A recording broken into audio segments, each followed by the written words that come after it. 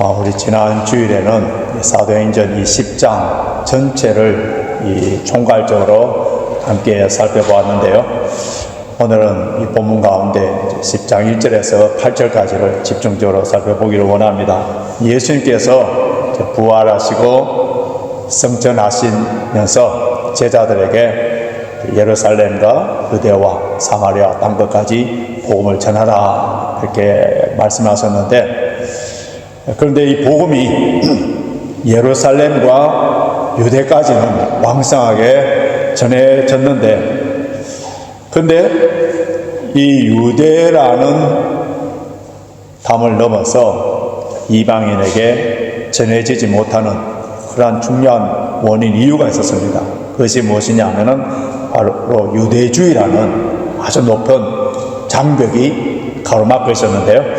유대인들에게 있어서 이방인들은 선택받지 못한 사람, 악한 사람, 구원받지 못한 사람, 이러한 의식을 가지고 있는 아주 잘못된, 편협된 그런 인식이 있었는데, 하나님께서는 이 단단한 유대주의, 이 장벽을 깨기 위하여서 한 가지 사건을 작업을 하시는데, 베드로에게 예수님의 가장 수제자라 할 수 있는 베드로에게 이방인인 로마 백부장인 고넬료에게 가서 복음을 전해라는 거예요. 근데 이 베드로가 하나님의 그 명령에 순종할 수밖에 없도록 하는 하나의 기이한 사건이 있었는데, 베드로가 기도하는 가운데 환상을 보게 됩니다.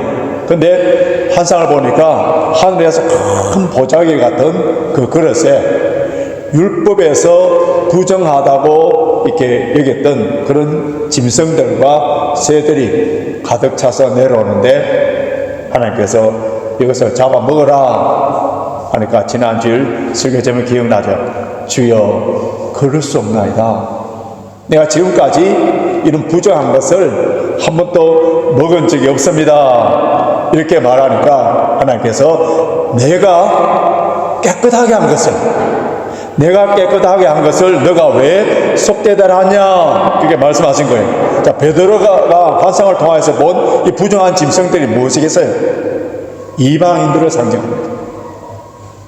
그리고 우리 주님께서 내가 깨끗하게 한 것 하는 이 말씀은 주님께서는 이방인들도 구원받기를 원하시는 그 마음을 우리가 볼 수 있는데요. 그런데 그 이방인들 가운데 가장 대표적인 한 가정을 하나님께서 선택하셔서 그 가정에 구원받는 그 스토리, 그 역사적인 사건이 바로 사도행전 10장입니다. 이 고넬료와 그 고넬료의 그 가족들이 다 구원받는 이러한 사건들을 곰곰이 이렇게 묵상을 해보면은, 저도 설교 준비하면서 이런 질문들이 먼저 떠올랐는데요. 한 가지 우리 궁금한 의문이 있습니다.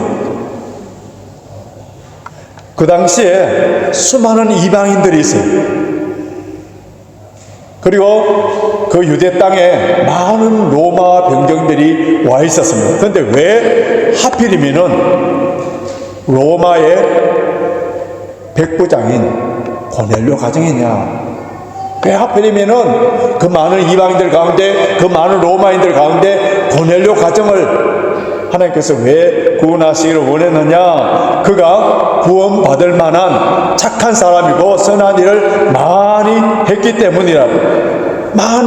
때문에 하나님께서 선택하셨고, 그리고 베드로를 보내셔서 복음을 듣게 하도록 하기 위하여서 그는 이미 구원받을 만한 많은 선한 일을 하였기 때문에 그런가, 이런 의문들이 떠오르는데, 왜 이런 생각을 할 수 있느냐 하면은 오늘 본문 2절이에요. 자, 2절 한번 보시기 바랍니다. 2절 같이 읽습니다. 시작. 그가 경건하여 온 집으로 더불어 하나님을 경외하며 백성을 많이 구제하고 하나님께 항상 기도하더니 얼마나 아름답고 훌륭한 삶입니까? 얼마나 경건한 종교인입니까? 그는 이방인이었어요. 로마 군인이었어요. 그런데 하나님을 경외하고 경건한 사람이에요. 자기 혼자만 하나님을 경외하고 경건한 것이 아니라 그 집안 모든 사람들이 다 경외하는 그런 가정이었다는 거예요. 가난하고 소외된 사람들에게 많이 구제하고 가끔 한 번씩 하나님께 기도하는 것이 아니라 어떻게 기도했다고요? 항상 기도합니다. 그리고 욥바에 있는 베드로를 청하로 보낼 때에 그는 가족과 모든 친척 친구들을 다 집에 모아놨습니다. 대단한 믿음입니다. 베드로가 왔을 때에 요즘 물론 주의 종들 가운데에 좀 인격이 땅에 떨어지고 그런 사람도 있겠습니다만은, 그러나 주의 종이 왔다고 해서 그 발 앞에 엎드려서 전하는 사람, 예의가 있는 사람, 겸손한 사람이에요. 그 10장 22절을 보면은 베드로를 찾아갔던 그 사람들이 이 고넬료, 자기 주인, 요즘 회사 직원들이 그 사장이나 어떤 식당에 있는 그 주인을 이야기할 때 좋게 평가하는 사람들이 있습니까? 근데 이 고넬료에 대해서 어떻게 평가하는지, 자, 10장 22절 보십시오. 10장 22절 같이 있습니다. 시작. 저희가 대답하되 백부장 고넬료는 어인이요 하나님을 경외하는 자라 유대 온 족속이 칭찬하더니 저가 거룩한 천사의 지시를 받아 너를 그 집으로 청하여 말을 들으라 하느니라 한데 고넬료가 어떤 사람이라고요? 어인이라고. 그리고 로마가 유대를 지배하고 있는데 그 지배를 받는 유대인들이 고넬료 어떻게 했다고요? 칭찬하였다.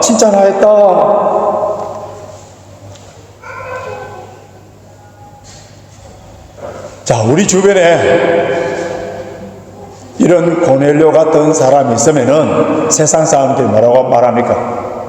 이 사람은 선한 삶을 살았기 때문에 천국에 갈 거야. 그리고 이 사람의 선한 행동을 보니까 분명히 구원받은 사람이니까. 자유주의 신학, 인본주의자들, 윤리도덕학자들, 평화주의자들, 자, 이런 사람들은 보편구원론을 주장합니다. 보편구원론이라는 것은 선하신 하나님께서 왜 사람들을 지옥을 보내겠느냐, 모든 사람들이 다 구원받는다, 이렇게 주장을 하는데, 모든 종교는 같은 진리에 도달할 수 있는데 그 도달할 수 있는 방법이, 길이 조금 다를 뿐이기 때문에, 그래서 타 종교인들에게 전도하지 마라. 그리고 오직 기독교에만 구원이 있다고 이렇게 배타적으로 말하지 마라. 굉장히 종교 간의 화합과 평화를 만들기 위해서 설득력 있는 그러한 주장이에요. 이게 종교다원론자들의 주장입니다. 그런데 오늘 본문에, 이 본문을 통하여서 성령께서 우리에게 전하고자 하시는 분명한 메시지, 고넬료의 그 경건한 종교심, 경건한 삶, 도덕적인 행위, 구제와 기도, 이 모든 것들이 그를 구원할 수 없다는 거예요. 우리의 착각과 오해를 하지 않아야 되는데, 여러분, 종교적인 사람과 그리스도인 겉모습은 비슷하게 보여요. 그러나 근본적으로 다릅니다. 저는 레이즈파크 교회를 목회하면서 여기에 종교인들이 몇만 명이 모인다 하더라도, 그건 아무리 저의 목회 실패, 몇 명이 모인다 하더라도 종교인이 아니라 그리스도인들이 거듭난 하나님의 백성들이 모인다면은 그건 목회의 성공입니다. 오늘 많은 한국의 목회자들이 종교인들을 모아놓고 목회에 성공한 것처럼 교회가 부흥한 것처럼 착각하고 있는데,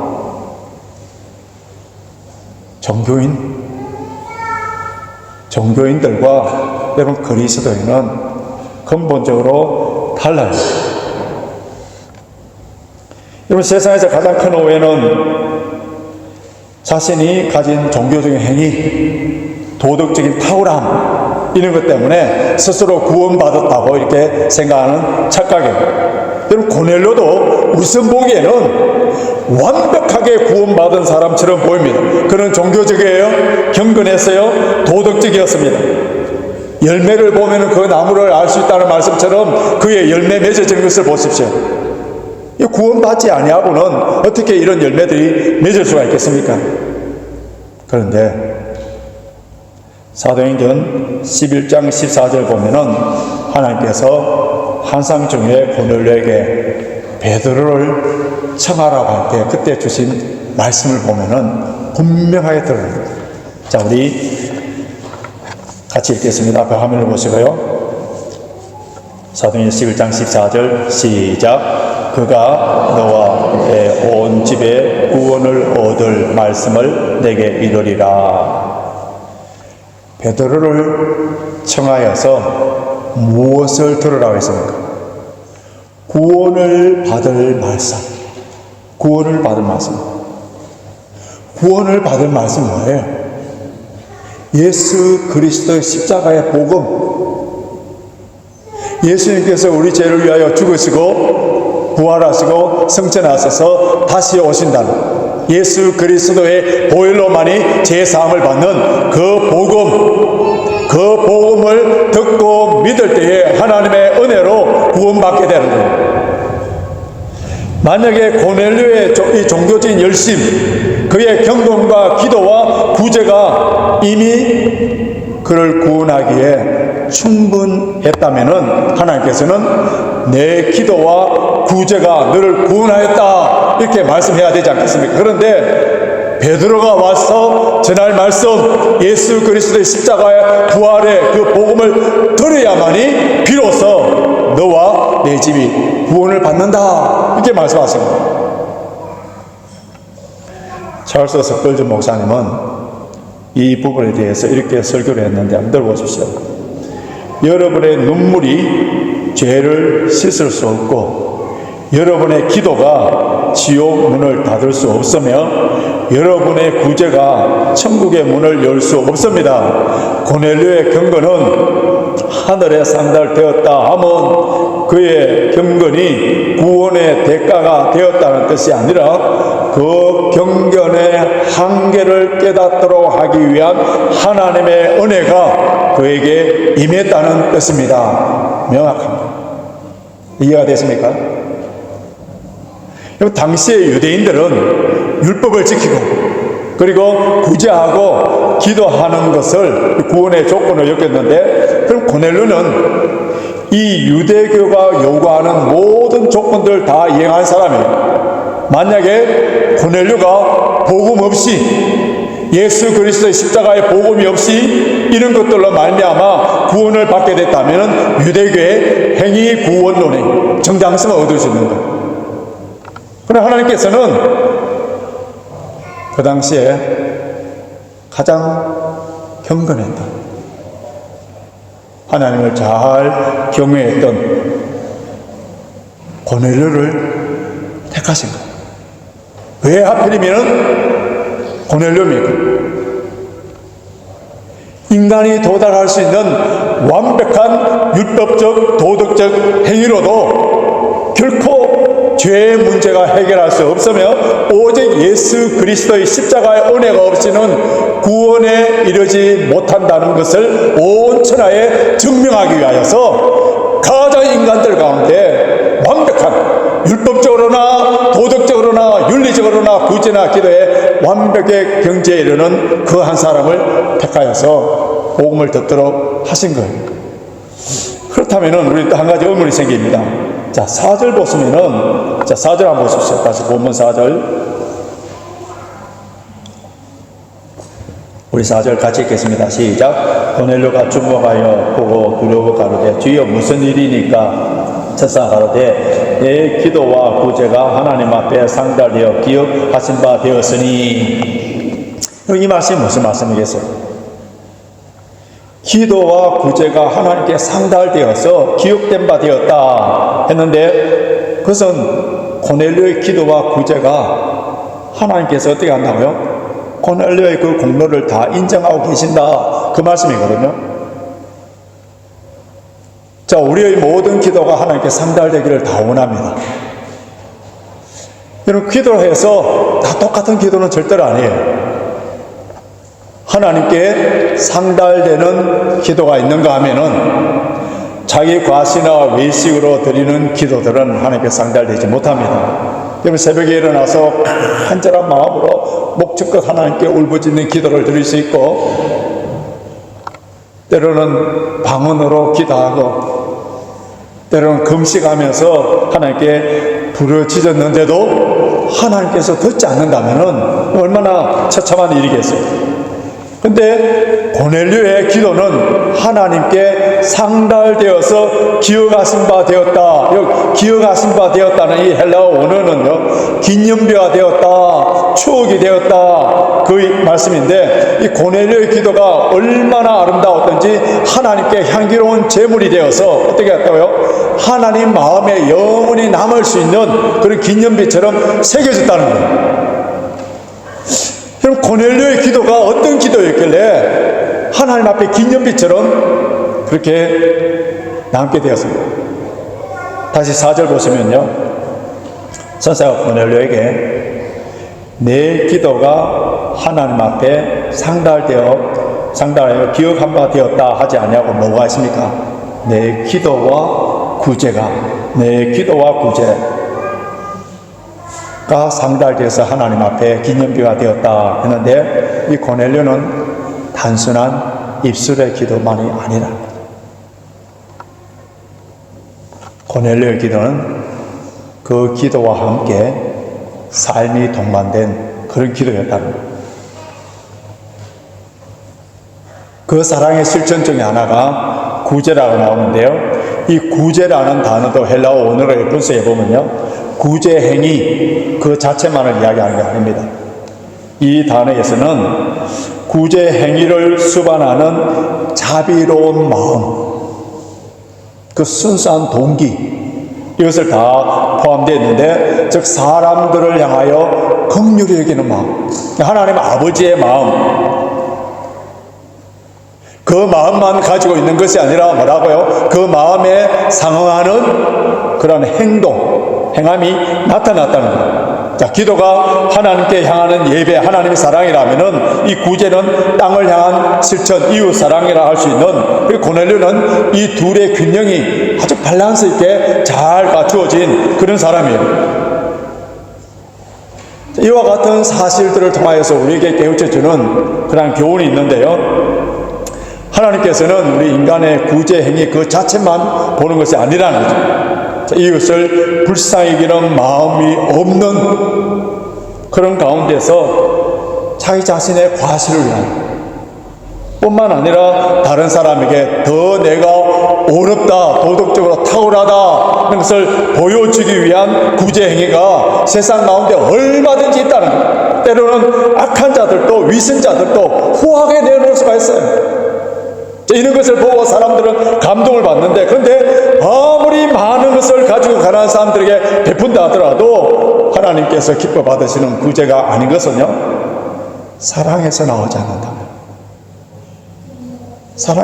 않는다면 참된 구제가 아니에요. 그래서 고린도전서 13장 3절에서 뭐라고 말씀하셨는지 우리 함께 읽겠습니다. 고린도전서 13장 3절 시작. 내가 내게 있는 모든 것으로 구제하고 내 몸을 불사르게 내어줄지라도 사랑이 없으면 내게 아무 유익이 없느니라.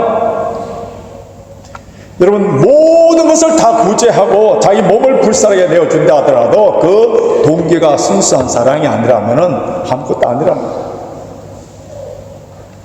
여러분, 고넬료 가정에 이 구제와 기도가 하나님께 상달되었다 했을 때에, 그때에 이 구제 이것은요, 여러분 경험적으로 다 알 거예요. 고넬료 혼자서 가능합니까? 그의 가정이 구제하는 일에 생활화되어 있다는 것을 알 수 있어요. 조금씩 하는 구제, 한 번씩 하는 구제, 이는 고넬료 혼자서 할 수 있을 수도 있어요. 그런데 항상 많이 구제하는 일에 있어서는 여러분 가족의 협조가 없이 됩니까? 내가 선한 마음으로 구제를 했는데 그것을 통하여서 어떻게 됩니까? 가정에서 싸움이 일어나고 당신은 참 어렵냐 하면서 그런 일들이 일어날 수 있지만은, 그러나 이 가정은 하나님을 경외하는 가정, 이것을 불쌍히 여기는 마음, 긍휼한 마음, 온 가족이 한 마음이 되어서 하나님을 사랑하고 이웃을 사랑하는 그런 가정이었어요.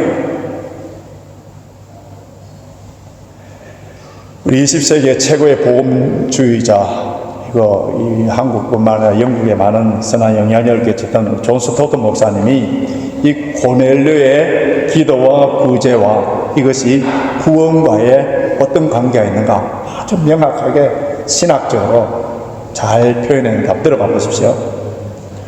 고넬료의 기도와 구제가 하나님께 기억된 것은 그의 행위가 구원을 쟁취할 만한 공로, 메리트, 공로가 있었기 때문에 아니다.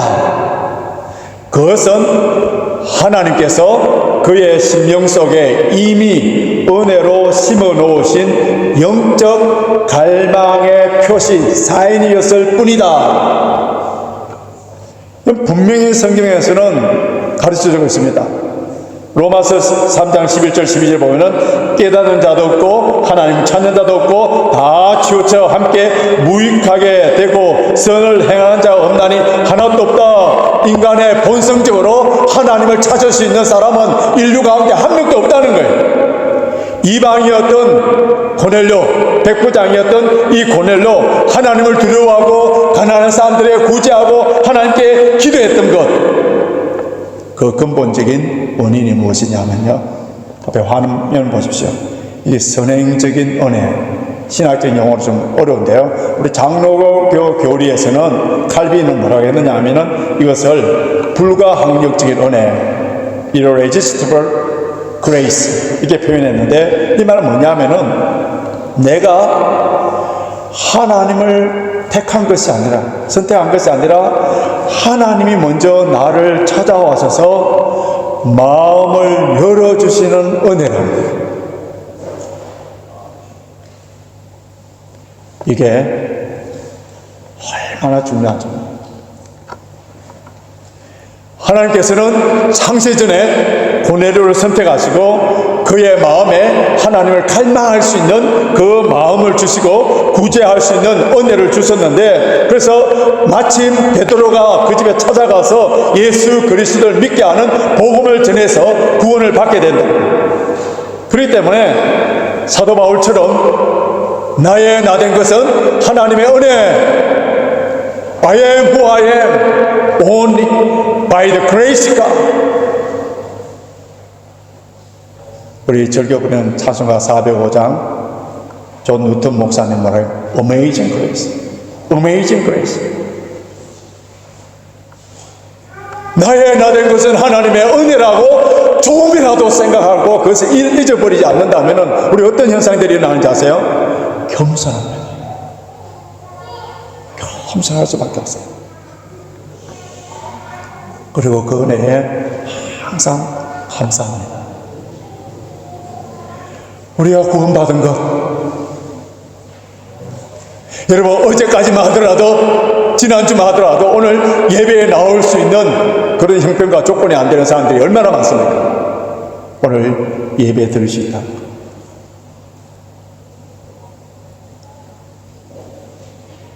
요즘 불경기에 한 분 한 분 아껴야 되는 시절에 그것을 뚝 떼서 하나님께 감사하는 마음으로 헌금을 바칠 수 있는 그 마음, 남을 사랑하고 용서할 수 있는 것, 구제할 수 있는 것, 이렇게 해준 거 뭐라고요? 다 하나님의 은혜라. 나의 교양과 나의 나이와 나의 인격과 나의 학문과 이런 것들을 통하여서 이런 일들이 일어나는 것이 아니라는 거예요. 여러분, 로마에 수많은 백부장들이 있었습니다. 정복자들이 피지배의 나라 그 백성들에게 있어서 수탈하고 그들을 우상 숭배하고 윤리적 도덕적으로 타락 속에 살고 있던 그들 가운데에, 근데 고넬료는 다른 군인들과 달랐어요. 하나님을 경외했습니다. 하나님께 기도했습니다. 구제하는 사람이 이미 하나님의 일반 은총을 받은 자로서 윤리적으로 도덕적으로 양심적으로 깨끗했습니다. 자, 이런 사람도 예수 그리스도의 복음으로만이 구원을 받아야 된다는 것을 강조하고 있는 거예요. 고넬료가 이 베드로를 집에 초청하여서 그 앞에 엎드리고, 그리고 베드로가 전하는 이 복음을 듣습니다. 여러분, 베드로가 전한 복음이 어떤 복음인지, 자, 사도행전 10장 43절 우리 같이 읽겠습니다. 시작. 저에 대하여 모든 선지자도 전가되 저를 믿는 사람들이 다 그 이름을 힘입어 죄 사함을 받는다 하였느니라.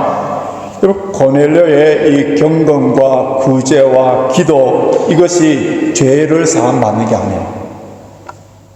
오직 예수 그리스도의 이름, 예수 그리스도의 보혈, 이것으로만이 죄 사함을 받는 거예요.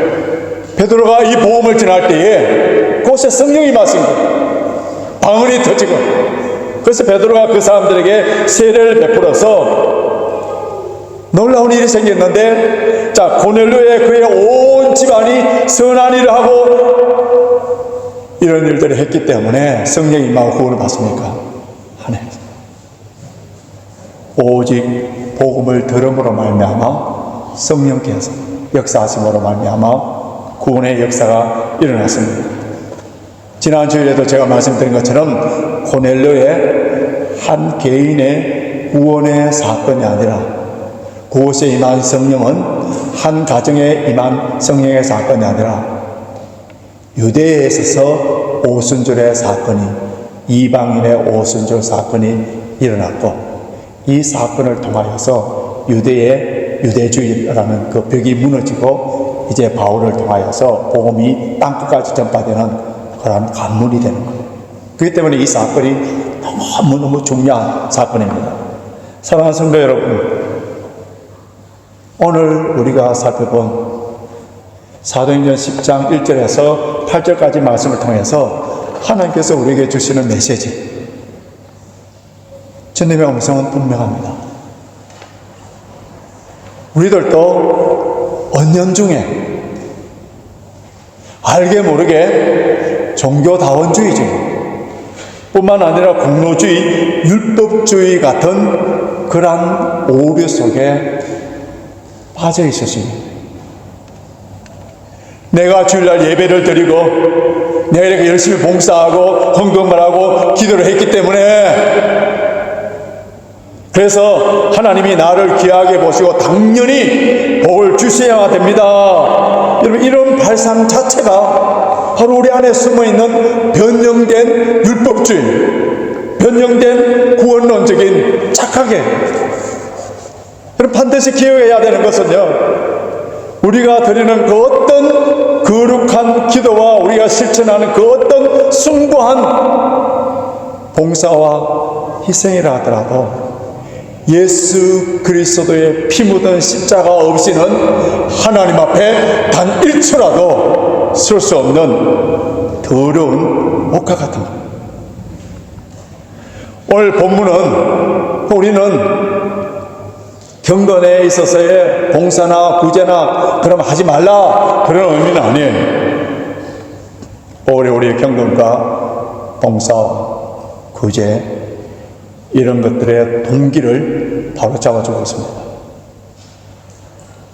우리의 기도와 구제와 이 착한 일, 모든 일들이 구원을 얻어내기 위한 조건이 아니라 나 같은 죄인을 일반 은혜를 베풀어 주시고 특별 은혜를 베풀어 주셔서 하나님의 그 은혜로 말미암아 하나님의 자녀로 삼아주신 그 은혜의 감사의 리스판스, 그 감사의 응답으로 나타나는 것이 예배고 구제고 찬양이고 선한 일들이.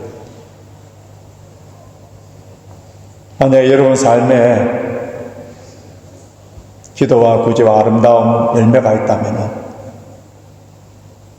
내가 이렇게 경건하다, 다른 사람보다 더 신앙생활 잘한다, 그러한 교만이나 도구로 생각하지 마시고 나 같은 죄인에게 기도한 마음을 주시고 나 같은 죄인이 오늘 주일날 예배 드릴 수 있도록 이 시간에 교회에 불러내어 주시고 나 같은 죄인, 이기적이고 자기중심적인 나 같은 죄인이 남에게 베풀 수 있는, 구제할 수 있는 그 순수한 마음을 주시고 이런 하나님의 선행적인 은혜에 감사하여서 어떻게 한다고요? 하나님께만 영광을. 여러분, 그 은혜를 아는 사람은 절대로 자랑하지 않습니다. 절대로 교만하지 않습니다.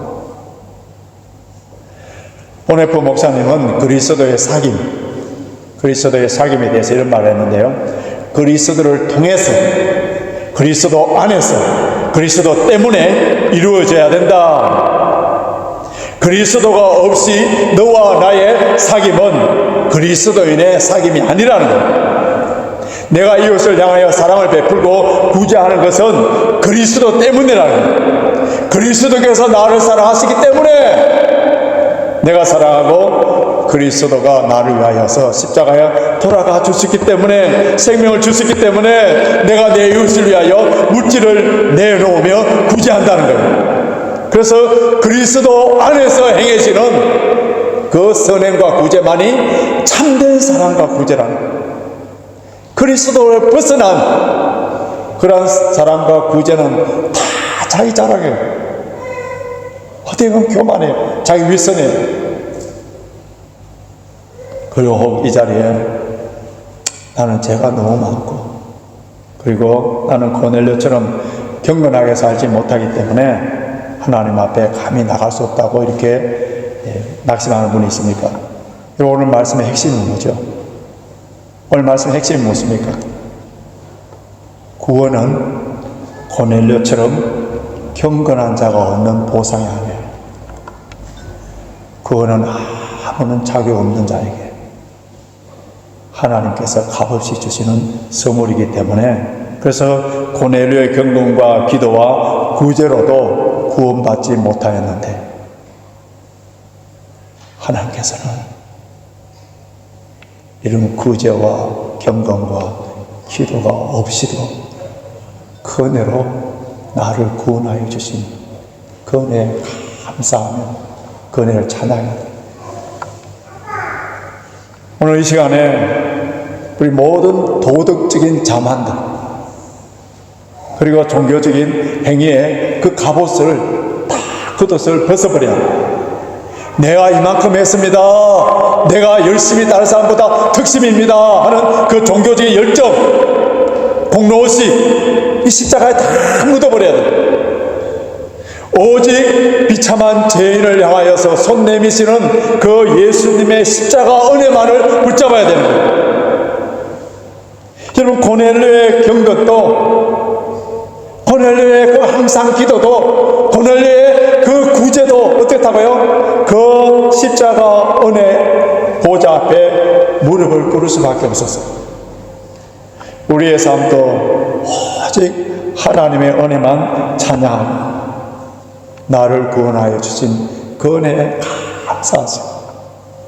더욱 겸손히 엎드려서 기도하고